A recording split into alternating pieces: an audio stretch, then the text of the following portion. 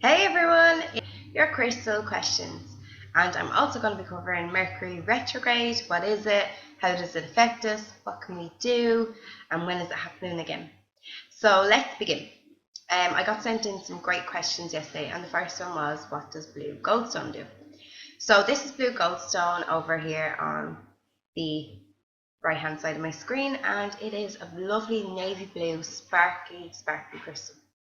So what probably people don't know about it is that it's actually a man-made crystal, and the sparkles that you see are suspended copper and other components such as manganese and sulfates, and they're all inside blue goldstone. It's a make-a-wish stone. So when we say it's make-a-wish stone, what that means is it said if you make a wish on a piece of blue goldstone, it will come true. It's a really helpful stone for children who are afraid of the dark. Giving them a piece of goldstone to have around their bed to keep with them can help alleviate their fears. And also, if you're in the market for a new job or a promotion, then it's really helpful to keep a piece of blue goldstone either on your work desk or on top of your CV to bring you some good luck in that area. It charges under a starry night sky, so as opposed to you don't need to wait for the full moon to charge up your blue goldstone, you can just put it out on a particularly clear starry night, and that's exactly what it looks like. It's a crystal that looks like a starry night sky, and it's a beautiful, gorgeous piece, but just bear in mind that it's not man-made if you're not a fan of synthetic crystals. So that's blue goldstone.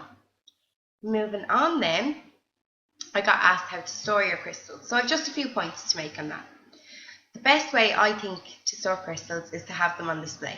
They're there for use and to help you, and obviously you're not going to need all of them all of the time, especially if you've got a large collection like me, but you will use every single one of them at some point or another. So I like to put them out. To me, they're decorations. I have them dotted all over the house, and I usually know where each one is without even thinking about it.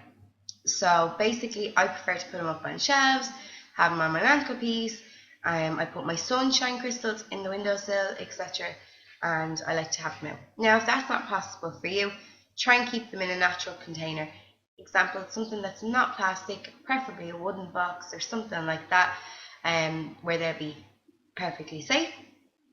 And just be really careful about mixing your stones, because not all stones get along so well, and some will get damaged. So for example, if you have a rough piece of selenite, it tends to flake a lot, chip, and the little shards come away. If you have iron pyrite and you have some damp crystals or wet crystals in there, if you're throwing them back in and not drying them properly, your iron pyrite will, corrode and go rusty. Some of them will start getting really damaged, scraped. They just don't all sit well together. So be really careful about what you're mixing.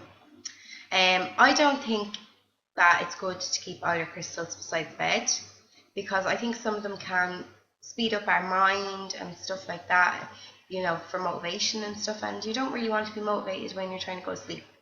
So I like the amethyst, rose quartz, howlite and lepidolite combination beside the bed. They're all really calming, really peaceful, and they induce a good night's sleep. And the other ones, as I said, I wouldn't keep them beside the bedside unless they are calming and peaceful. Remember, not all crystals are suited to sunlight.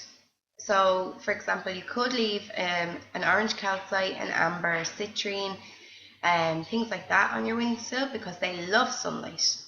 And sunstone, that loves sunlight too. But you couldn't leave your didaggate or, any of your really dark stones or anything like that, because they don't react so well. Amethyst will fade in sunlight as well. So just bear that in mind, okay? Moving on then, I got asked about crystals for pregnancy and birth, and I have a few here I want to recommend to you guys. Unakite was the one that came to mind straight away, and this is the one that we can see up here with the red and green flecks all through it. It's a really good stone for a healthy pregnancy, and it facilitates health of the unborn child. It's one that I hand out often to pregnant ladies because it's just a real keep-safe crystal. Moonstone, and I've put a picture here of peach moonstone. Moonstone comes in a few variations, but this is the peach one. It's an amazing stone, especially towards the end of the pregnancy when we, tend to retain fluids and stuff. I know I did. It can help us to release those fluids. It can prepare the womb for the journey ahead. So this is even good before conception to have, but it's also just as good throughout pregnancy. It can help prepare our energy for pregnancy, birth and beyond. So it can help us adjust to the changes in our body, the tiredness, the fatigue, stuff like that. And it can help us absorb nutrients. So if you're suffering really badly with morning sickness or that hyperemus one, I think I'm saying it right, then this is the crystal you need to have on standby. Rose quartz. I think it's really important for pregnant women to have a rose quartz because it's really good for our emotional balance. And pregnancy can be super hard and super challenging, and our hormones go all over the place. So I think rose quartz is a really good one to have, just to bring some balance back in to our hormone levels. Like I just mentioned in the last clip there, if the mammy-to-be is having a hard night getting some sleep, which is so often happens near the end because you're so big and you're uncomfortable, then I would use the crystal kit that I mentioned before of rose quartz, howlite, amethyst, and maybe a lepidolite added in if you like. Just for those of you who may be watching this thinking that you'd also like to know about crystals for pregnancy, I just quickly included this one. Yellow jasper, which is this one down here, can help with symptoms of nausea. So if you're suffering with morning sickness and you're feeling quite nauseous, yellow jasper is the one for you. So now, that was my crystal questions completed. I want to talk to you about Mercury retrograde. This is happening right now, and it has been since the 30th of August, and it will do until the 22nd of September. So when I say Mercury retrograde, I know that's going straight over a few of your heads, and you're probably saying, what is she talking about?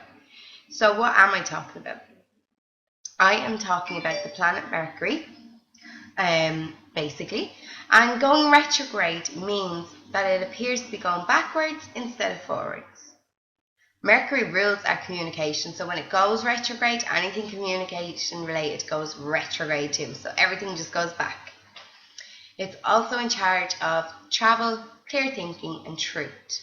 So that can mean a lot of problems with journeys, with going away, with buses coming on time, taxis coming on time, things like that. It can really cloud our judgment and our vision, and it also makes us, hold a lot in, and we're not being fully truthful, we're not releasing everything we need to say, and it can be a really tricky time. So we can feel the effects for a few days before and even a few days after. So when you know what Mercury is going retrograde, it's worth also thinking that a few days before and a few days after, we should also be a little bit kinder to ourselves too. So now, what happens when it's retrograde? All sorts of crazy. Completely cray-cray. We find ourselves arguing with people over silly, nonsensical things. We struggle to speak and formulate sentences. We struggle to think clearly. Our mind just seems to be a mumble-jumble of so many things. Computers and electronics tend to go crazy during this time. The amount of times I hear people saying during Mercury retrograde, my printer went, my tablet went, my computer went, my kettle blew up, my Hoover went, everything just seems to go nuts. Travel times are often delayed, so be prepared for long waits. So, if you're planning to go to the airport and your flight's at such a time, be prepared to be there maybe a couple of hours longer than you need to be.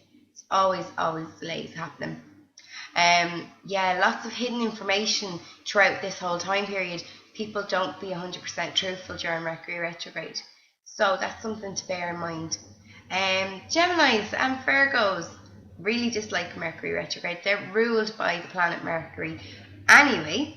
So throughout Mercury retrograde, this puts them completely off their nice normal flow of energy, and it makes them very cranky. So expect to hear your Gemini and Virgo friends complain a lot. Mercury retrograde may make you want to be a recluse. It's completely normal. You might feel like spending more time at home by yourself, away from people, away from the world, and it's completely normal for this time. Is there any good stuff that happens? Yeah, totally. Mercury retrograde teaches us to step back and examine parts of ourselves that need work, so we can move ahead with less baggage.